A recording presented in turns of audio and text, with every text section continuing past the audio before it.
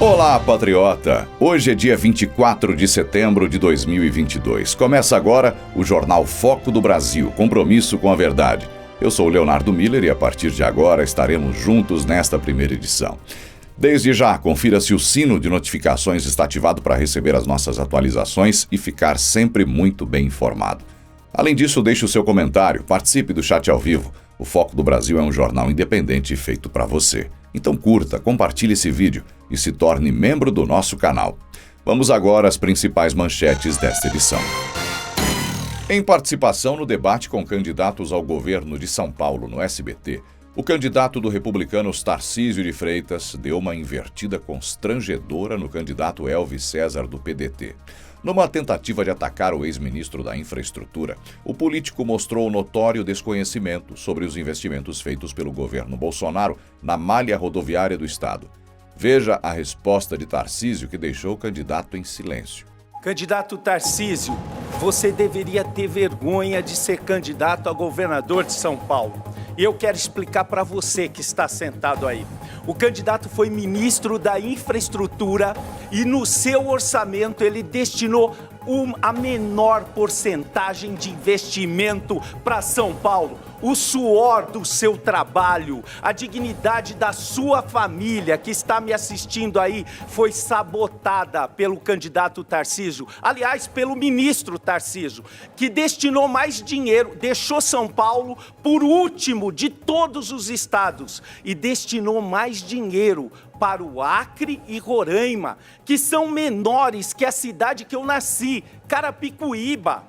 São estado infinita 99 vezes menores que São Paulo. Isso é inadmissível, isso é sabotar o direito do povo paulista. Ele já teve a chance e não fez. E tem mais, anda com candidato deputado que bate em mulher, anda com deputado que fala mal do Papa, anda com deputado corrupto, Eduardo Cunha, e elogia o Fernando Collor de Mello. Tempo, por Mais favor. um Celso Pitta aqui a gente não aguenta. Tempo, por favor. A tréplica agora na sequência. Bom, quem deveria ter vergonha é você, candidato Elvis, e devia estudar mais. Sabe qual é o tamanho da malha federal administrada diretamente pelo governo federal no estado de São Paulo?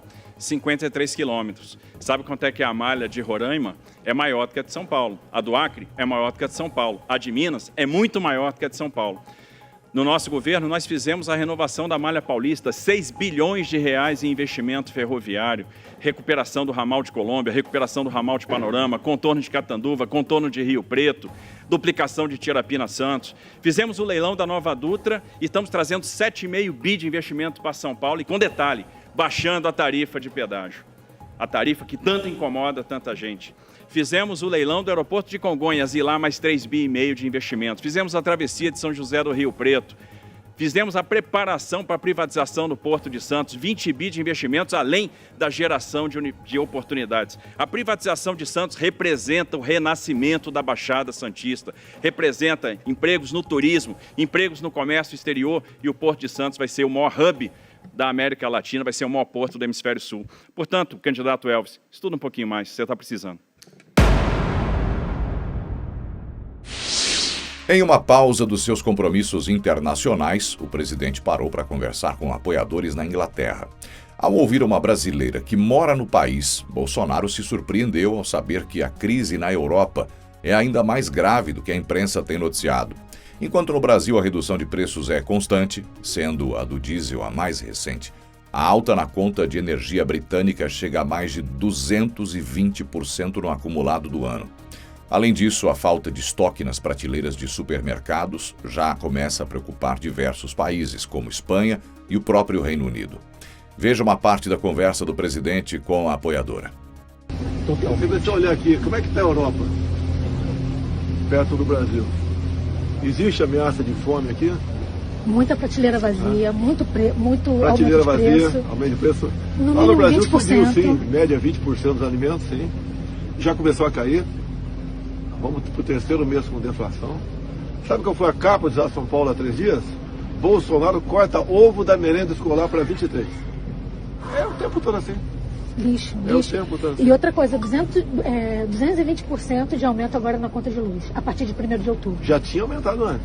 Não, mas... o gás já foi em 2 anos de mais de 400%, e o povo está agora por aqui, porque 1º de outubro, 220%. Assim, as pessoas vão ter que parar de comer para pagar a conta de luz. E assim, aqui é aquecimento, né? E o gás leva tudo... Aquecimento. Em janeiro estão prevendo apagões aqui também, no inverno. Serão de 4... já tem sido anunciado em alguns países racionamento. Isso, na França, que vai ter policial batendo na porta para saber se a temperatura está acima de 19 graus. Eu vi essa matéria também. Pois é, e daqui a pouco chega aqui, né? A França aqui do lado. O vizinho vai começar a denunciar o outro, porque está com o ar-condicionado ligado. Por aí. E outra coisa, o pessoal na Alemanha já começou a derrubar árvore para armazenar lenha. Acabou a incêndio na França já ou continua? 40 dias. Na Espanha está. Eu fui numa motociata na Espanha, no dia 10 de setembro agora, e eu vi um noticiário, a Espanha está pegando fogo ainda. E o pessoal está buscando lenha e guardando em casa? Sim, porque sabe que o inverno está vindo e vai ser rigoroso. Alguém tem dúvida que o Brasil é a terra prometida? Nenhuma. É o melhor lugar do mundo para viver. Nenhuma. Mas por que a insistência em querer botar um ladrão na volta da presidência? Para vender o Brasil para ele. Alguém acha que é uma maravilha ser presidente? É que a torneira secou, né? Acho que é uma maravilha? Por aí.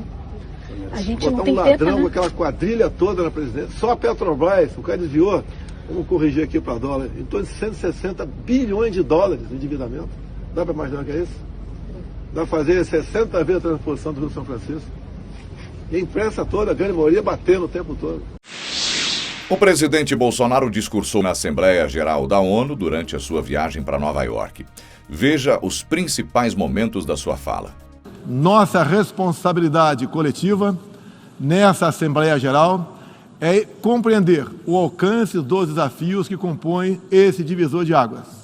E, a partir daí, construir respostas que tirem sua força dos objetivos que são comuns a todos nós. A tarefa não é simples, mas, a rigor, não temos alternativa. Esse esforço tem de começar no interior de cada um dos nossos países. Antes de tudo, é aquilo que realizamos no plano interno que dá a medida da autoridade com que agimos no plano internacional. Deixe-me falar da perspectiva do meu país. Quando o Brasil se manifesta sobre a agenda da saúde pública, fazemos isso com a autoridade de um governo que, durante a pandemia da Covid-19, não poupou esforços para salvar vidas e preservar empregos. Como tantos outros países, concentramos nossa atenção, desde a primeira hora, em garantir um auxílio financeiro emergencial aos mais necessitados. O nosso objetivo foi proteger a renda das famílias para que elas conseguissem enfrentar as dificuldades econômicas decorrentes da pandemia. Beneficiamos mais de 68 milhões de pessoas, o equivalente a 1/3 da nossa população. Em paralelo, lançamos um amplo programa de imunização, inclusive com produção doméstica de vacinas. Somos uma nação com 210 milhões de habitantes e já temos mais de 80% da população vacinada contra a Covid-19. Todos foram vacinados de forma voluntária, respeitando a liberdade individual de cada um. Da mesma forma, no terreno da economia, o Brasil traz a autoridade de um país que, em nome de um crescimento sustentável e inclusivo, vem implementando reformas para a atração de investimentos e melhorias das condições de vida de sua população. No meu governo, extirpamos a corrupção sistêmica que existia no país. Somente entre o período de 2003 e 2015, onde a esquerda presidiu o Brasil, o endividamento da Petrobras, por má gestão, loteamento político e em desvios, chegou à casa dos 170 bilhões de dólares. O responsável por isso foi condenado em 3 instâncias, por unanimidade. Delatores devolveram $1 bilhão e pagamos para a Bolsa Americana outro $1 bilhão por perdas de seus acionistas. Esse é o Brasil do passado. Aprimoramos os serviços públicos com redução de custos e investimentos em ciência e tecnologia. Hoje, por exemplo, o Brasil é o 7º país mais digitalizado do mundo. São 135 milhões de pessoas que acessam 4.900 serviços do meu governo. O Brasil foi pioneiro na implantação do 5G na América Latina. Levamos adiante uma abrangente pauta de privatizações e concessões, com ênfase na infraestrutura. Concluímos o projeto de transposição do Rio São Francisco, levando água para o Nordeste brasileiro. Adotamos novos marcos regulatórios, como o do saneamento básico, o das ferrovias e o do gás natural. Além disso, melhoramos o ambiente de negócios, com a Lei da Liberdade Econômica e a Lei de Startups. Como resultado, criamos oportunidades para o jovem empreender e ter empregos de qualidade. Em seu comentário diário, o jornalista Rodrigo Constantino saiu em defesa do presidente Bolsonaro contra os ataques da oposição. Na avaliação do comentarista, os petistas estão com inveja da presença dele no funeral da Rainha Elizabeth II. Isso porque, ao contrário do que muitos divulgam, Bolsonaro não é pária internacional e atraiu multidões, mesmo fora do Brasil, como se viu no seu discurso a apoiadores em Londres. Sobre o suposto fato de ter usado a imagem como palanque, Constantino disse que quem fez isso de verdade foi Lula, quando usou o velório da ex-mulher Marisa para realizar um comício para toda a imprensa testemunhar. Para o jornalista, a esquerda acusa Bolsonaro de práticas sórdidas que ela mesma pratica. Veja um trecho do comentário. Bom, turma, umas breves palavrinhas aqui sobre a ida do presidente Bolsonaro a Londres, para o funeral da Rainha Elizabeth II. Em primeiro lugar, obviamente, destacar aqui a descrição e a elegância da primeira-dama Michele Bolsonaro, que tem realmente se destacado muito, e o casal em si, né, com bastante elegância. Agora, houve ali uma pequena multidão na Embaixada Brasileira, na casa do cônsul, e essa turma queria ouvir, obviamente, o presidente da República. Queria festejar com ele o 7 de setembro com algum atraso, queria ouvir dele algumas palavras acerca da eleição, que está se aproximando, claro. Ele foi ali à janela e fez um rápido discurso, falando: vamos vencer no primeiro turno, onde eu vou eu vejo muita aceitação, muita gente, nada demais. Agora, para a oposição, para o ex-ladrão, ex não, né? Uma vez ladrão, sempre ladrão, para o ex-presidiário, que foi descondenado por companheiros supremos, o presidente fez uso do enterro da rainha para palanque político, ou seja, subiu no caixão da rainha para fazer campanha. Talvez ele esteja projetando aquilo que ele faz. Vamos lembrar que no velório da sua própria mulher, ele conseguiu transferir a ela a culpa dos seus crimes. Essa é a ética lulista, né? Mas o presidente Bolsonaro não fez nada disso. Ele realmente foi lá só falar para aquela multidão que estava ali embaixo querendo vê-lo e, obviamente, ouvir algumas palavras.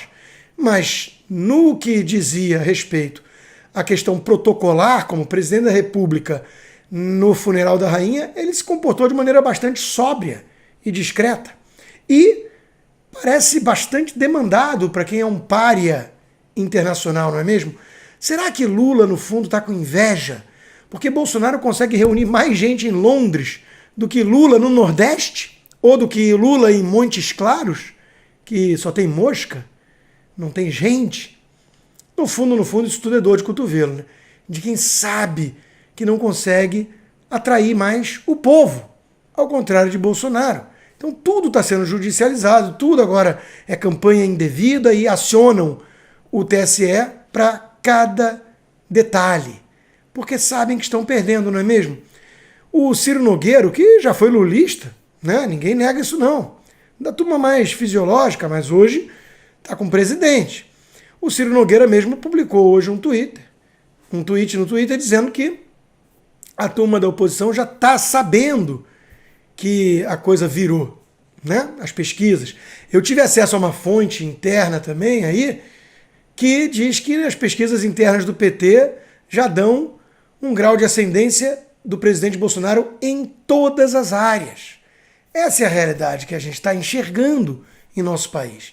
E a esquerda não está sabendo lidar com isso. Mônica está se descabelando, a turma está nervosa. Miriam, Amanda, tá todo mundo ter. Porque o seu candidato não vai levar. Não vai levar na mão grande. Nós estamos todos de olho, atentos. E o presidente Bolsonaro, inclusive com a ajuda da economia, que está bombando, né? Eles torceram tanto, né, contra o Brasil, mas está bombando, né? A verdade é essa. Com a ajuda da economia, Bolsonaro está com tudo para ser reeleito. Buscando se reeleger como deputada federal, Carla Zambelli fez um discurso no interior de São Paulo que agitou o público presente. Entre diversos assuntos, a parlamentar disse que esta eleição será a mais importante da vida dos brasileiros. Além disso, ao contrário de candidatas como Simone Tebet, do MDB, ela disse que busca ser eleita por seus méritos e feitos, e não apenas por ser mulher. Veja um trecho do discurso. Quem diria que a gente fosse se envolver numa campanha política, tanto quanto a gente se envolveu em 2018, e agora em 2022 saber que essa eleição é a eleição mais importante das nossas vidas. O Molina hoje falou uma coisa que eu nunca tinha pensado, resgatar a nossa bandeira de São Paulo. Eu, por exemplo, discuti muito com a minha equipe, porque a minha equipe dizia assim, você tem que pôr a bandeira do Brasil e a bandeira de São Paulo em destaque nas suas coisas. Eu falei, põe a bandeira do Brasil, mas a de São Paulo, não sei. É engraçado, por que será que eu pensei isso? Provavelmente, Felipe, porque nos últimos 30 anos, quem nos governou aqui em São Paulo foram pessoas que não nos deram orgulho de estar em São Paulo. Eu não vou chegar nunca aqui como aquela outra, Simone Tebet, né? Candidata a presidente, chegou lá e falou, vote em mim porque eu sou mulher. Eu não vou pedir voto para vocês porque eu sou mulher. Vou pedir voto para vocês pelo que eu realizei, pelo que eu acredito e por mérito. E não porque eu sou mulher. Chega de mimimi, de mulherzinha mimimenta. A cota racial é o verdadeiro racismo. É dizer para você, negra, que você é menos do que um branco. Que você precisa ter uma prova mais fácil para passar nas coisas. Isso é o verdadeiro racismo. A verdadeira irmandade entre brancos e negros, entre homens e mulheres, é simplesmente dar oportunidade para todos. Um evento de donos de supermercados mostrou que empresários do setor têm preferência por Jair Bolsonaro para comandar o Palácio do Planalto. O presidente da Associação Brasileira de Supermercados, João Galassi, questionou a plateia sobre em quem votariam antes do início de sabatinas com candidatos para as eleições de 2022. O evento foi realizado em Campinas, no Royal Palm Plaza. Bolsonaro participou do evento de forma virtual de Nova York. Veja o momento em que centenas levantam as mãos e deixam claro o apoio a Bolsonaro. Então, quem vai votar na Tebet, levanta o braço. Quem vai votar no Ciro Gomes, levanta o braço. Quem vai votar no Lula, levanta o braço. Aí eu tô confundindo agora com todo mundo filmando. Quem vai votar no Bolsonaro, levanta o braço. A candidata a deputada federal por São Paulo, Rosângela Moro, compartilhou algumas intimidades dela e do marido, o ex-juiz Sérgio Moro. Num vídeo descontraído no Instagram, a advogada revelou, por exemplo, que o candidato ao Senado fala sozinho durante o banho e também que nenhum dos dois é muito romântico. Vale lembrar que no fim de semana, Rosângela foi criticada nas redes sociais por ter publicado um tradicional vídeo comendo pastel de feira, mas que na ocasião mostrava uma moradora de rua mexendo no lixo atrás dela. Muitos seguidores detonaram a ação, dizendo que a deputada federal não se importou com a situação de vulnerabilidade da senhora. Veja agora o vídeo do Instagram sobre as curiosidades do casal Moro. Bom, agora a gente vai brincar de ping-pong dos cônjuges. Eu vou fazer umas perguntas e você tem que responder sobre o Sérgio, tá bom? Vamos lá. Uma qualidade. Ele é super justo. Um defeito. Teimoso. Uma mania. Tomar água antes de sair de casa. Qual apelido? Fer. Uma frase que defina Sérgio. Olhos de tigre. Um esporte que pratica. Tênis. Uma música. Qualquer uma do Queen. Comida preferida. Carne. Sérgio sabe dançar? Nada. Se ele assaltasse a geladeira à noite, o que ele comeria? Placa de amendoim. Onde foi o primeiro beijo? Na barraca do pastel de Morretes. Quem é o mais romântico? Ninguém. Quem se atrasa mais? Eu. Quem é mais ciumento? Na mesma medida. Quem é mais atrapalhado? Eu. Qual fruta ele detesta? Todas. Quem é mais bagunceiro? Eu. Quem é mais sério? Eu. Quem gosta mais de café? Os dois. Quem sempre pede os melhores pratos no restaurante? Eu. E quem paga mais mico? Eu. Pra finalizar, me conta uma curiosidade bem esquisita do Sérgio. Ele fala sozinho quando ele toma banho. Ah, dessa vez foi fácil, né? Sim. Vamos marcar uma próxima? Vamos marcar. O ministro do Supremo Tribunal Federal, Ricardo Lewandowski, arquivou uma ação do cantor Roberto Carlos contra o deputado federal Tiririca, do PL de São Paulo. Em sua propaganda eleitoral, o parlamentar faz uma paródia com a música O Portão. Para Lewandowski, o cantor pode recorrer em outras instâncias e que a ação não deveria ser apresentada ao STF. A equipe de Roberto Carlos procurou a corte após ter uma ação semelhante rejeitada pelo Tribunal de Justiça de São Paulo. Após a decisão do TJ, Tiririca voltou a parodiar a canção. Roberto Carlos pleiteia na Justiça a retirada do vídeo da paródia e o pagamento de uma indenização de R$50 mil, alegando uso indevido da música. Em 2014, Roberto Carlos já havia processado Tiririca pelo mesmo motivo e perdeu também. Veja uma das paródias de Tiririca. Eu votei, de novo eu vou votar. Tiririca, Brasília é o seu lugar. Tá falando o quê? Você nem sabe o número dele? Cala a boca, bicho. Ô, cara, cala a boca, bicho. Eu tô com o microfone aqui na tua cara, pô. Respeita o rei. Claro que eu sei o número dele. É 2255. Vote no Tiririca, o melhor remédio pra política. Quer flores, bicho? Vou te dar flores, bicho. Toma flores, toma flores, toma flores, bicho. O comentarista Alexandre Garcia avaliou a fala de Bolsonaro na ONU ontem. O jornalista elogiou a postura do presidente, que fez um discurso à altura do Brasil e mostrou de forma resumida os diversos avanços em diferentes áreas do país. Além disso, elogiou o trecho em que Bolsonaro deixou claro que o Brasil era um país com influência da corrupção antes do seu governo, algo que hoje não existe mais. Veja uma parte da fala de Alexandre Garcia. O principal assunto de hoje é a fala do presidente do Brasil abrindo a Assembleia da ONU, Nações Unidas. O Brasil é um dos fundadores da ONU, já presidiu a ONU na primeira reunião, Oswaldo Aranha.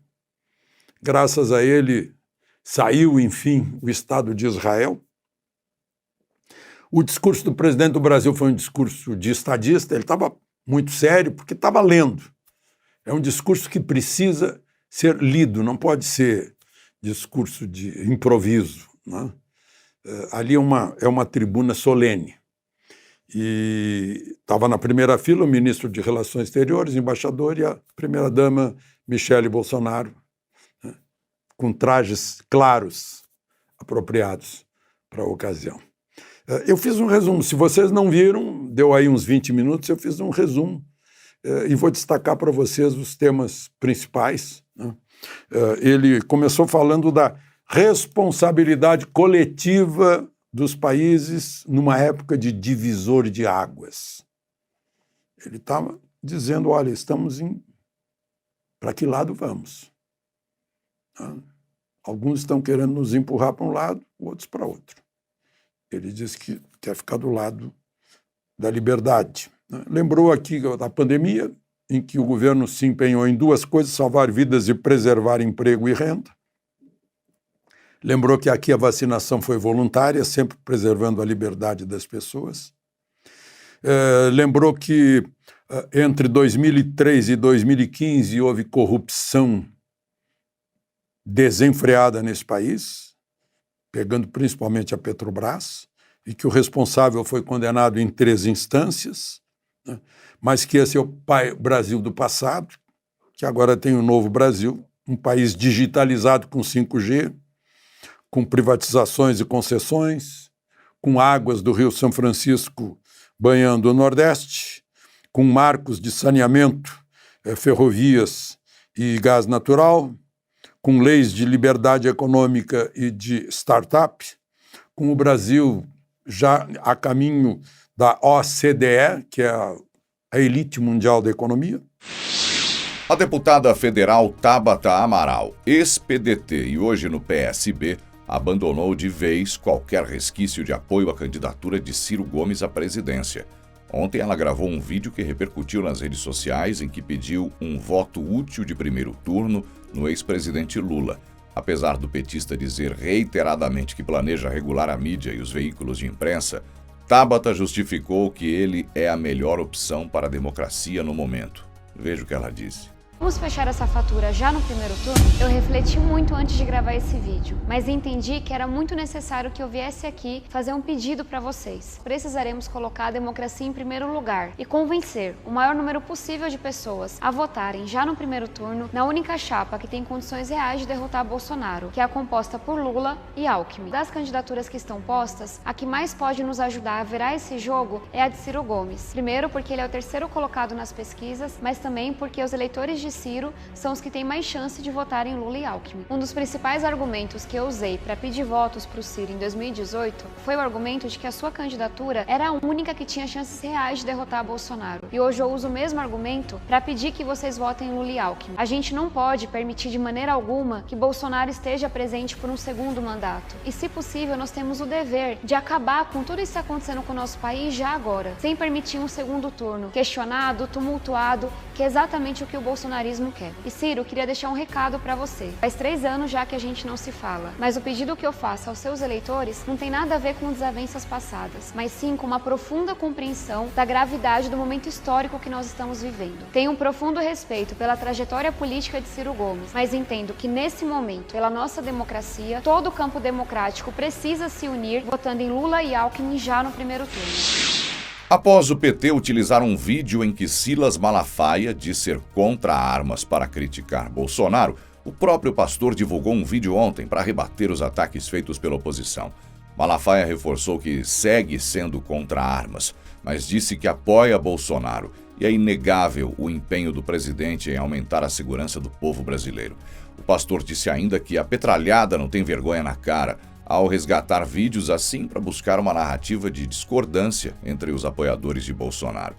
Ele lembrou ainda a perseguição da imprensa com ex-mulheres e parentes distantes do presidente para buscar resquícios de corrupção, algo que nunca foi encontrado na biografia de Bolsonaro. Veja o que Malafaia disse. Povo abençoado do Brasil, essa petralhada não tem vergonha na cara. Pegaram um vídeo meu de 2015, quando eu falo que eu sou contra armas, e editaram com um vídeo de Bolsonaro falando que é a favor e impulsionaram.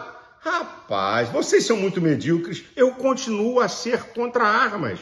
Ei, anote, eu apoio o Bolsonaro, ele não é candidato a Deus, não.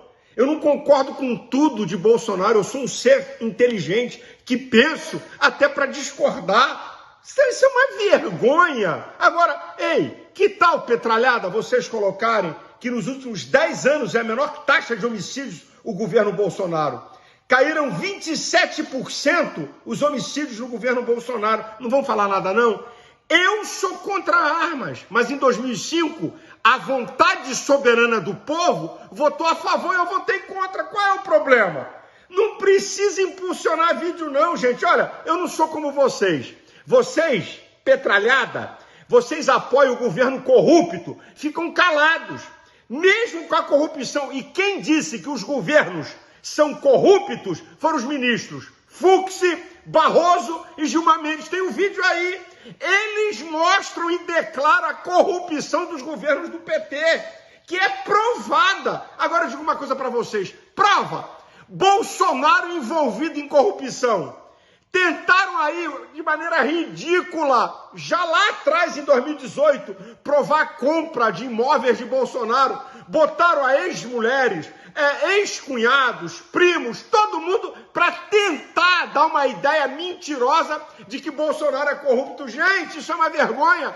Não tem uma acusação de corrupção do presidente Bolsonaro. Lula foi preso e condenado em todas as instâncias por roubo, corrupção ativa, passiva e lavagem de dinheiro.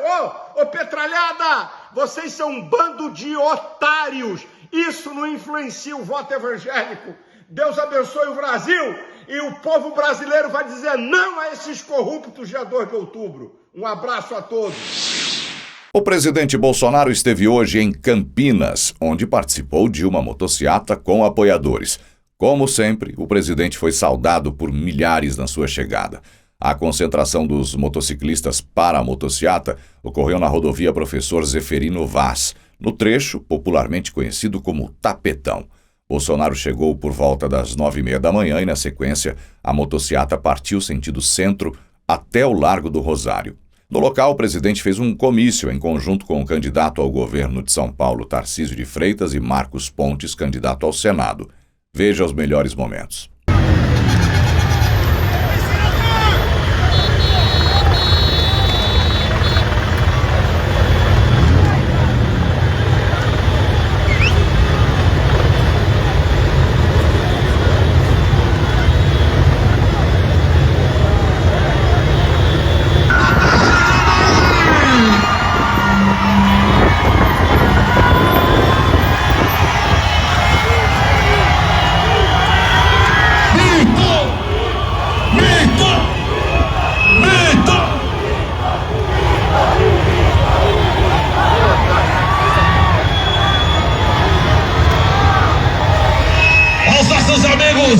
Da Polícia Aérea, do Policiamento Aéreo do Águia, o mito tá chegando, juntamente com o Pelo... Olha como é que é a nossa vida. Eu sou nascido no interior de São Paulo, na cidade de Liceu. Sou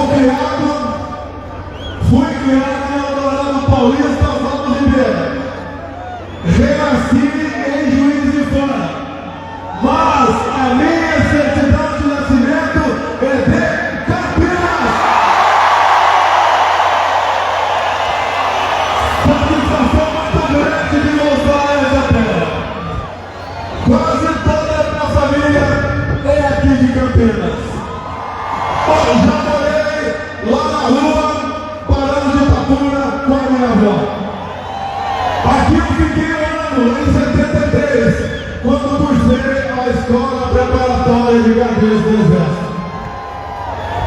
Ao meu lado, eu tenho duas pessoas fantásticas. O Tarcísio, que fez o INE, e o Marcos Pontes, que fez o INTA. Somos militares, como sempre, a serviço da nossa nação. Todos nós temos uma história aqui na Terra. Não interessa saber como eu cheguei até aqui, e sim por que chegamos até aqui. Tenho certeza que o Criador, quando eu assumi em 2019, para onde está indo o nosso país? Sabe o que fizemos naquele ano, bem como o que enfrentamos nos anos de 2001, uma pandemia, algo desconhecido para o mundo. O mundo todo sofreu com isso. No Brasil, não foi diferente. Mas hoje, eu tenho orgulho de dizer que tudo que farei ao vírus e também combater o desemprego em nosso país. Muito bem, essas foram as notícias de hoje. Não se esqueça novamente de se inscrever no canal. Seja membro. Não perca hoje à noite a segunda edição do Jornal Foco do Brasil com Cleiton Basso. Até segunda.